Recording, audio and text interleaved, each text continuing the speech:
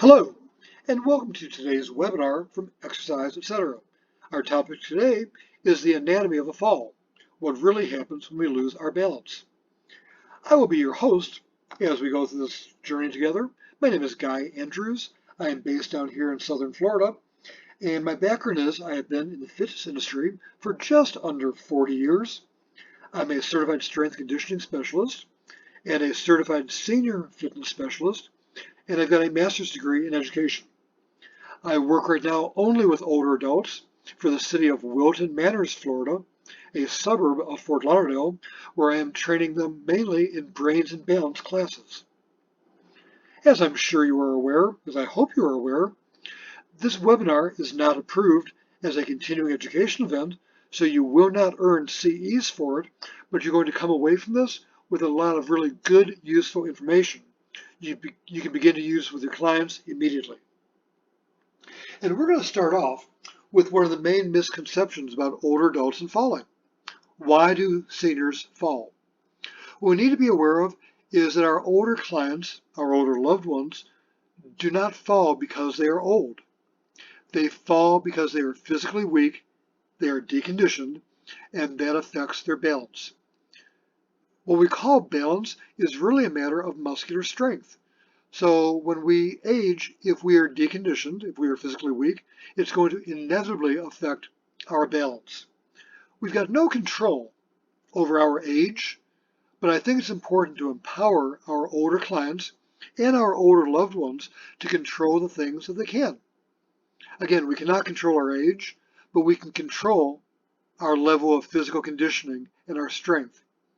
We've got a whole list of other reasons here that might contribute to a client's fall risk once we are aware that the number one reason is physical deconditioning. Do they have an unsafe home environment? Is their walking area cluttered? Is it poorly lighted? Do they have night lights on at night, especially for that dangerous path from their bed to the bathroom for a midnight call? Many of our seniors are prone to cataracts or glaucoma or macular degeneration, and some of them just have old, out-of-date eyeglass prescriptions that increase their fall risk. Flip-flops, slippers, Crocs, any kind of a shoe that does not lock onto the heel absolutely increases the risk of tripping and falling. There are many medications that increase the fall risk. For example, what comes right to mind are many of the medications we use for high blood pressure, a diuretic or a beta blocker for hypertension. How about a opioid pain medication? Any medication that has a fall warning on the label is absolutely going to increase their risk of falling, as is alcohol abuse. Current guidelines are saying that older adults should really not have one cocktail or one can of beer or one glass of wine per day. For many of my clients, that is probably not a reasonable guideline, but I think we would all agree that the more they drink, the more it impairs their balance. And if they increase their intake of alcohol while they are taking prescription medications, they're going to increase their fall risk as well. Remember that as we age, we don't retain water very well. So many of our older adult clients are highly, highly dehydrated. Dehydration increases fall risk. And finally, many of our clients, they feel good. They're in fairly good shape. So they try and do things like they could have done, 20, 25, 30 years ago, and it's just age inappropriate at that time of their life. So we take a look at the primary reason why older adults fall. They are physically deconditioned. Combine that with these secondary reasons, and you can see why falling is a major concern for many older adults. But that's all background information. Our discussion today is the anatomy of a fall. What happens when we lose our balance? And here's the things that happen to us physically when we lose our balance. When we are upright, ideally, our ears are over our shoulders, which are over our hips, which are over our heels. When we lose our balance, we begin to fall, mainly to the front. Very often we fall forward, but you can also fall sideways or backwards. But when your body becomes aware that we are losing our balance, when the vestibular system in the inner ear becomes aware of a loss of balance, the first thing that happens is our toes reflexively clench. They clench the ground, they clench within our shoe, trying to increase the amount of traction we have to keep us upright. We lower our center of gravity by bending at the waist. That's what happens as well. This all happens virtually instantaneously. Our arms go out to stabilize the body. Like, somebody who's walking a tightrope, they bring their arms out to improve their equilibrium. To stay upright, we take a step out, or we take a series of little steps, or we might even hop. We're trying to stop and decelerate the fall, to decelerate the force of gravity pulling us down. So these first four things that we see here, our toes clench, we bend at the waist, our arms go out, and we take multiple small little baby steps. These things all happen simultaneously to try and stay upright. It also indicates why we must be strong, literally from our head to our toes, to remain balanced. If we are vertical, if we are walking or moving, the risk of losing our balance is ever present. If you've ever watched a toddler learning how to take his or her first steps, you remember how often they fall down. But they've got much lower to fall than does a full-grown adult. But these are all the muscular systems that work simultaneously to stay upright. Remember that if we do go down, there can be anywhere from 1 to an average of 4 points of impact as we go from a vertical to a position on the floor. So 1 to 4 points of impact is what we're taking a look at here. Now, we take a look at the biomechanics of balance. Things happen when we lose our balance. We talked about all this, but let's take a look at what it looks like. Here I'm losing my balance in a very controlled way. I begin to tilt forward. If you take a look at the angle I'm at right now, with my head and shoulders way forward of my feet, there is no way I could maintain this angle. Remember too, the taller we are, and I am 6'3", the taller we are, the harder time we have in maintaining our balance.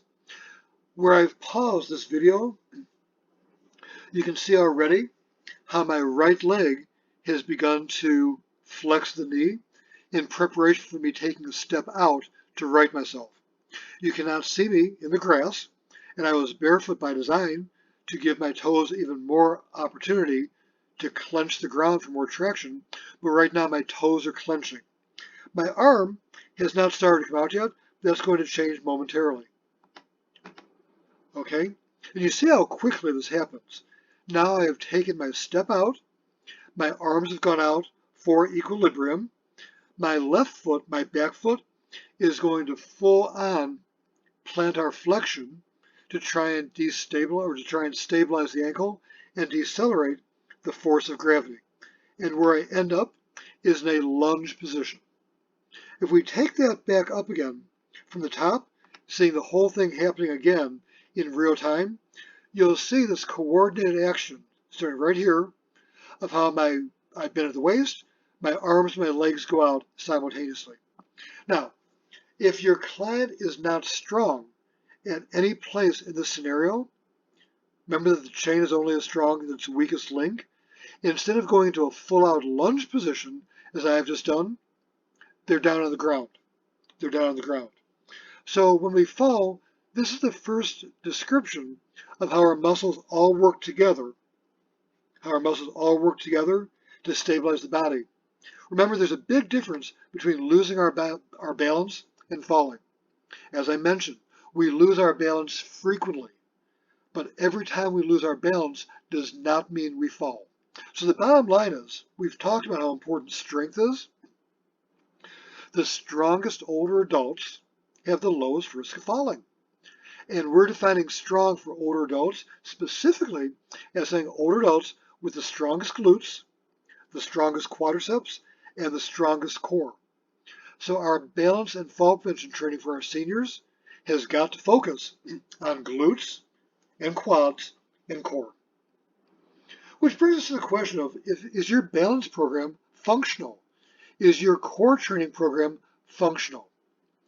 By most modern definitions, a plank is a fine exercise. It's just non-functional. A plank keeps your client stable when they're on the floor. But isn't the whole goal of a balance and fall prevention program to keep your client off the floor? Many balance programs are done in a chair, like in the right-hand photograph. Those folks in that photograph look pretty healthy to me. I'm not quite sure what the reason is why they're in a chair, but in a chair, we're not much of a fall risk to begin with. The idea of a functional balance and core program is to get the client off the floor, out of their chair, on their feet, and try and duplicate or imitate real-life environments. That's why when I say that strength training is balance training, if you never run a formalized fall prevention program, such as the one I do down here in South Florida, if you are making your clients stronger, you are improving their balance and reducing their fall risk. For the core, any kind of a vertical core training is going to be appropriate to make those core muscles strong. It could be as easy as squeezing a balloon or pulling on an elastic tube. Remember how those toes clench when we lose our balance? Toe scrunches are vital. Those calf muscles that must decelerate the downward pull of gravity, heel lifts to get the gastrocnemius and soleus. And then for the lower body, for the quadricep, for the hamstring, for the glutes, for the abductors, we've got traditional gym exercises like deadlifts, side shuffles, step-ups, and chair squats. I know that most of you who are training already, you are very familiar with what these exercises are. But as we put them all together into a strength training program, we are also decreasing the odds of our client falling when they lose their balance.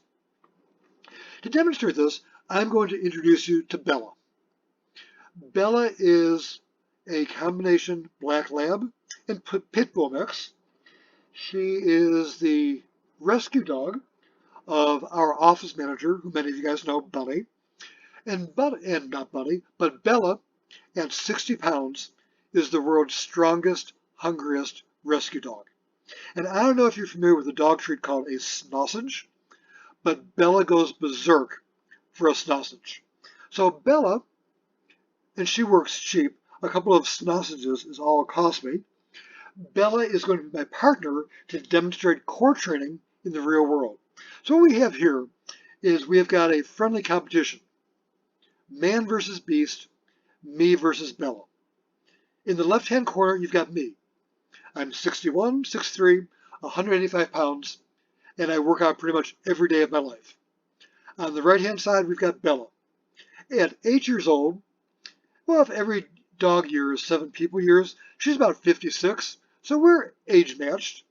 But she is 24 inches tall, weighs 60 pounds, and she sleeps, by Bunny's estimation, a good 22 hours per day. Seems like it should be an unfair fight, right? Let's see what happens.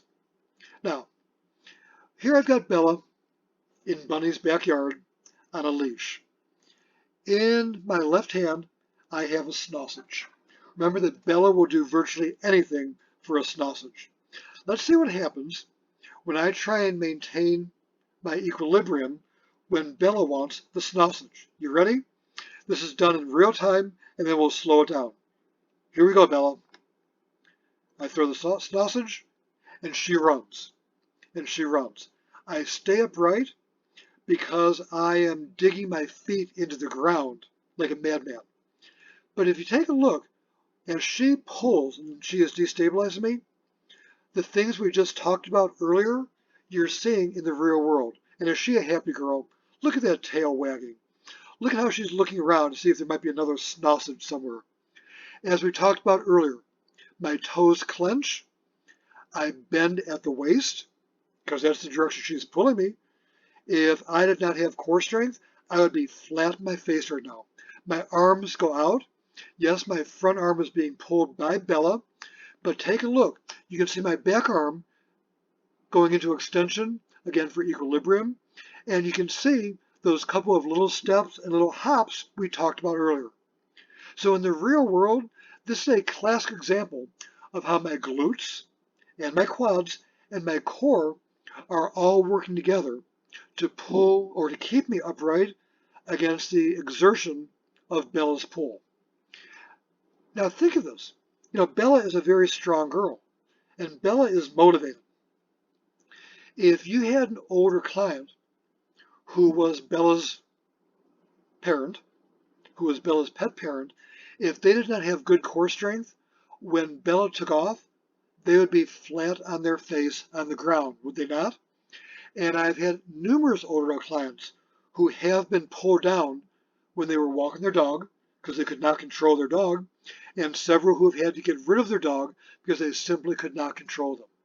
So again, what we've got here is an example of how the glutes and the core work together with the quadricep in maintaining standing balance, and also how the body compensates against the forward pull to remain balanced. Classic example, I have lost my balance, but I did not fall. Okay? Hopefully that makes sense, and thank you to Bella. But now let's move on. Okay. I mentioned earlier that chair-based balance training is not especially functional. Okay? That we've got to maintain our balance when we are upright. We are also significantly stronger when we are upright because those good core muscles and those good hip muscles, the glutes, the quads, all work together to maintain balance. When we are seated, not only is it not functional, but I am very, very weak and very, very vulnerable. We all are when we are seated. The problem is that when we are seated, the main muscles of our hips, our gluteus maximus, minimus, and medius, are not able to stabilize our hips and our low back, our pelvic area. So in this position, I am very, very vulnerable. I am much stronger standing up. Now, Bella is clearly on a roll here. I've got another sausage for her. I'm going to throw that and take a look at how hard my core must work when I'm being pulled from a chair, where my muscles cannot engage, where they cannot work together. Are you ready? Here we go. Here you go, Bella. Go get it. Okay, you can stop laughing. I'll give you a moment to compose yourself. Chances are you were not expecting that. How this 60-pound dog managed to pull me directly onto my butt. I weigh 3 times as much as she does. I know. Okay. I've been told that people love to rewind this. Thankfully, I was not hurt. Thankfully, I thought this was pretty funny. But guys, think of it. If this was an older adult with a bad hip, bad shoulders, this could have resulted in a very serious injury, could it not? Because now what I'm going to do is I'm going to start to slow it down. Bella goes out right there. Okay? Now you can see how she is digging all 60 pounds of her into the ground. And take a look at what's happening now to my body as we go forward. Right there. Okay. My legs go up. My arms come out. I am being pulled laterally where I've got very, very little core control or strength. And I go down right on my hip with a totally chagrined look on my face. But if we take a look at how this happens, remember I said earlier that when we fall, we can have anywhere from 1 to 4 points of body contact? Look again. Okay. My arm hits the ground first. My knee then hits, and then my hip. Take a look at this. This explains, too, why it's so important to have your arms free to try and break your fall. If your arms were not free, or if your shoulders were not stable, all that impact is going to go onto the hip, or worse yet, onto the head. And I went down fairly hard. Believe it or not, I had a little bruise on my right hip after this. And that's going down to the soft grass. So hopefully, what that shows you is that weak muscles increase our fall risk. Shows you again how our body adapts to the environment instantly when we begin to lose our balance. and how when we are in a position where our core muscles and our hips cannot engage simultaneously, the risk of the fall is much, much greater. And the risk of injury is much greater. Which is why we teach our client about a better way to fall. As soon as Bella began pulling me, I knew I was going down. So thankfully I was able to get my arm out to help to break my fall. But when we fall, especially when we get down hard, our main concerns are, will we hit our head, causing a concussion or a traumatic brain injury? Or will we land on our hip, which can be dislocated or broken? So if there is a better or a worse way to fall, it is usually recommended that when we fall, since our goal is to protect our head and our hip, the better way to fall, as you see in the photograph, is to sit back, to fall onto your backside. When we take a look at this, it's a matter of training and a matter of consciousness. But if there is a better way to fall, falling on your backside, landing on your butt, where you've got all that padding, is a way to protect both the hip and the head. In an environment where the client really is losing their balance and falling forward, where they cannot bend the waist, lower the center of gravity, and land on their backside, arguably a better way to fall is to fall forward onto your hands and knees. Now guys, please hear what I am saying. I'm not advocating for either of these. The best thing to do is to not fall at all. But what we do know is that there are ways to mitigate the impact of the fall. And landing on your backside or on your hands and knees, where you still may suffer an injury. You land on your butt, you may have a tremendous coccyx bruise. You land on your hands and knees, you may fracture your patella or fracture your wrist. We're going on the premise that saving or preventing serious injury to the hip and to the head is a goal. But clearly, the bottom line is, the best thing to do is stay strong and don't fall at all. And I've got some stats here from the Centers for Disease Control on what happens when seniors fall. Again, these stats are from 2017, the last year for which I've got statistics, and it shows all the places of the body that can be hurt or injured with a fall.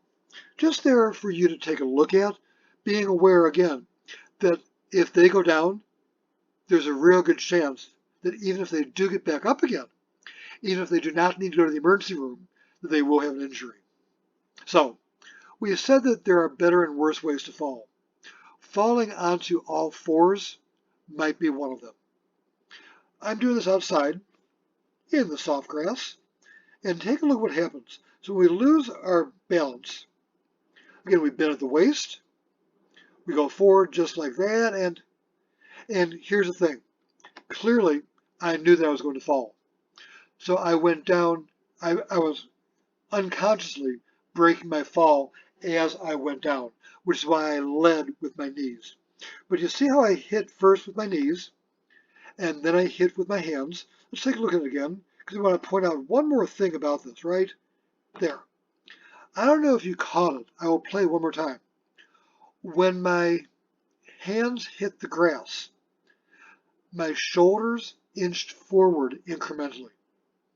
So as my knees hit, my hands hit, and then my shoulders inch forward just a bit.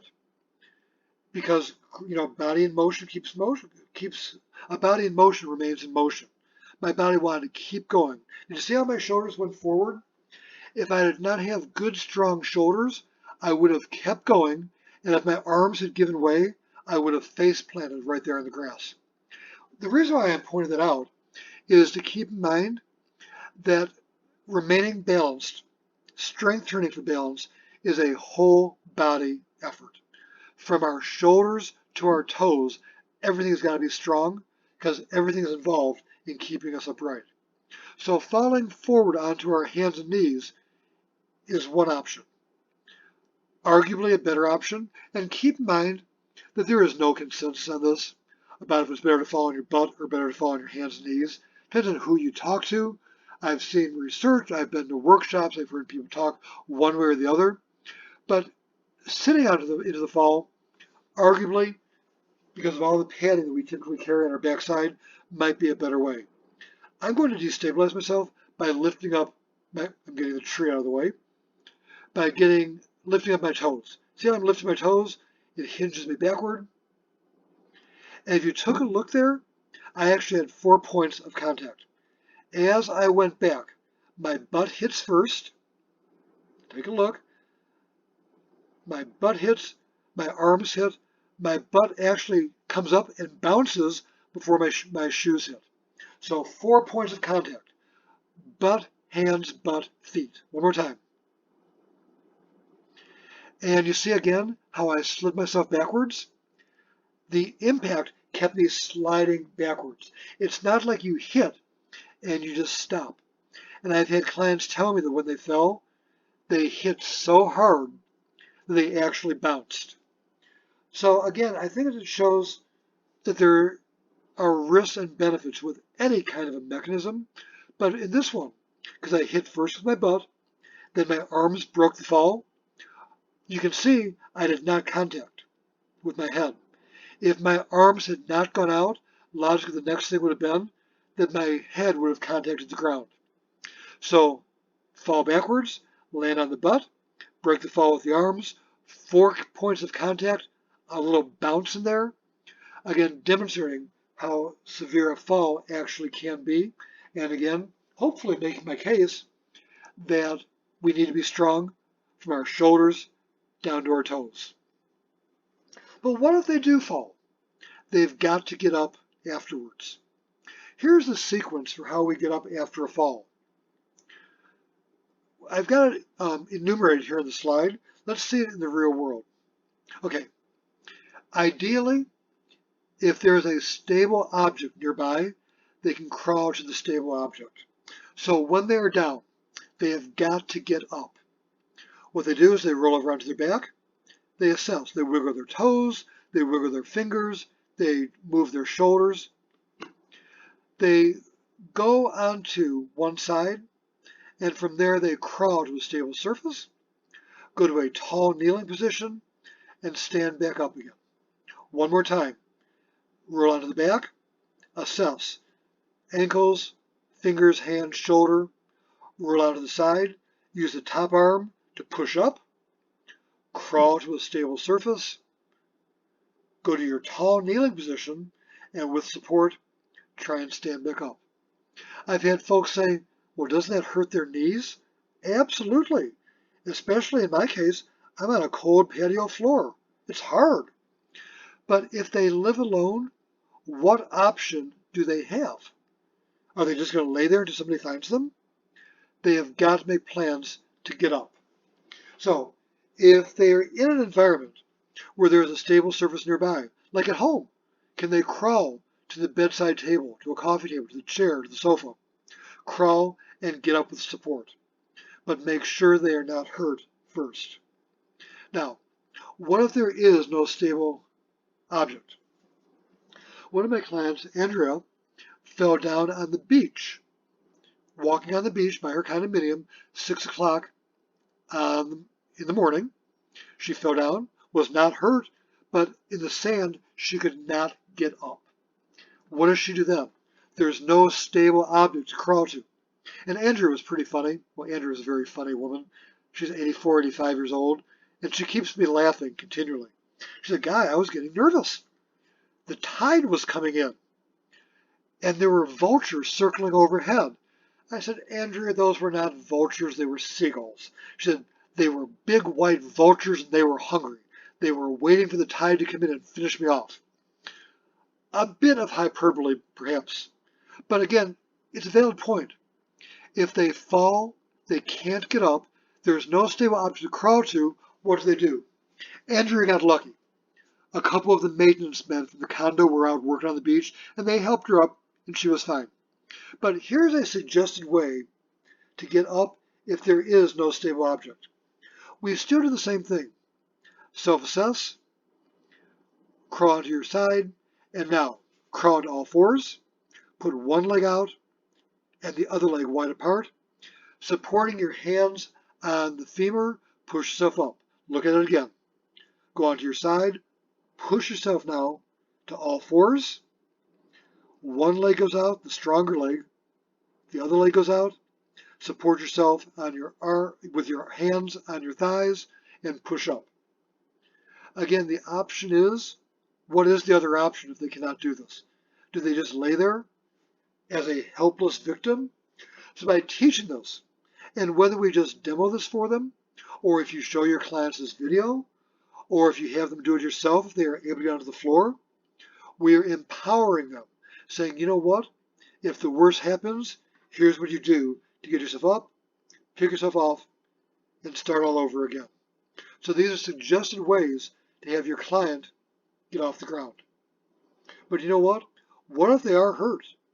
If they've broken their hip, they're not rolling and crawling and standing up. If they've got a serious injury, they are not rolling and crawling and getting up. So we also empower our client by having a plan B. And their plan B better be they have their cell phone with them at all times. So if they have fallen and they cannot get up, they can call for help. You know, we've got other suggestions here, but having that cell phone is empowering and very, very functional as well. Okay, so that was our discussion, brief though it be, on the anatomy of a fall.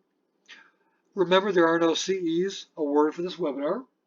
Hopefully there are parts of it that you'll be able to rewind and review, or that you will want to show this with your clients or show this to your loved ones so they're aware of what happens when they fall and how important it is to be physically strong. Hopefully you will not just rewind the portion of me being pulled out of my butt by Bella the rescue dog. Hopefully you do not see that as an example of those who can do and those who can't teach. But thank you for spending some time with me today. If you've got questions or comments, there's my email. Thank you for watching, and I hope you've got a great day. And thank you for spending some time with Exercise Etc. Take care.